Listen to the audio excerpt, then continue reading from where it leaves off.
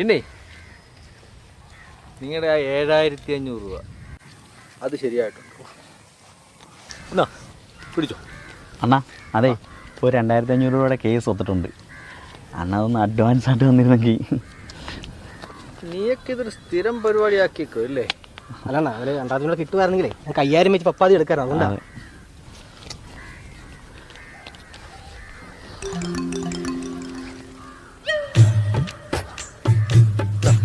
ഓ thanks അണ്ണ. എല്ലാവർക്കും ഇതൊരു പാഠമാണ്. മാലിന്യമുക്ത കേരളം, അതാണ് നമ്മുടെ ലക്ഷ്യം. നമ്മൾ 3-4 പേര് വിചാരിച്ചാലൊന്നും ഒന്നും നടക്കില്ല. നിങ്ങളെപ്പോലുള്ള യൂത്തന്മാർ മുന്നിലോട്ട് വരണം.